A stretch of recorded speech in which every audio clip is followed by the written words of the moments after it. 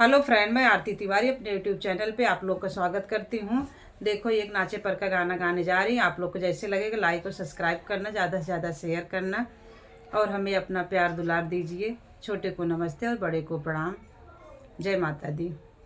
ई काला कौआ बड़ेरी मेड़राई रे, ई काला कौआ बड़ेरी मेड़राई रे।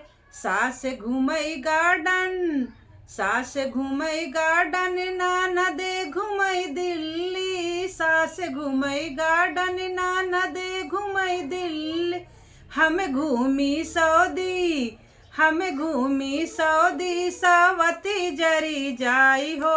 हम घूमी सऊदी, सवती जरी जाई हो। ई काला कौआ बड़ेरी मेड़राई हो, ई काला कौआ बड़ेरी मेड़राई हो। बड़ेरी मेड़राई, बड़ेरी मेड़राई, ई काला कौआ बड़ेरी मेड़राई हो। ई काला कौआ बड़ेरी मेड़राई हो।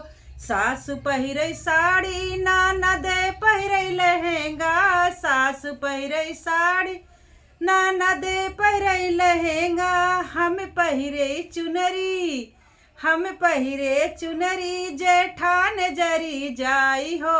हम पहिरे चुनरी, जेठान जरी जाई हो। जेठान जरी जाई, जेठान जरी जाई। हम पहिरे चुनरी, जेठान जरी जाई हो। ई काला भंवरा बड़ेरी मेड़राई हो, ई काला कौआ बड़ेरी मेड़राई हो।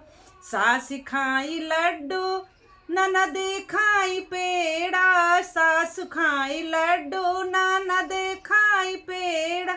हम खाई बर्फी, हम खाई बर्फी, जेठान जरी जाई हो। हम खाई बर्फी, जेठान जाई हो। ई काला भंवरा बड़ेरी मेड़राई हो, ई काला कौआ बड़ेरी मेड़राई हो।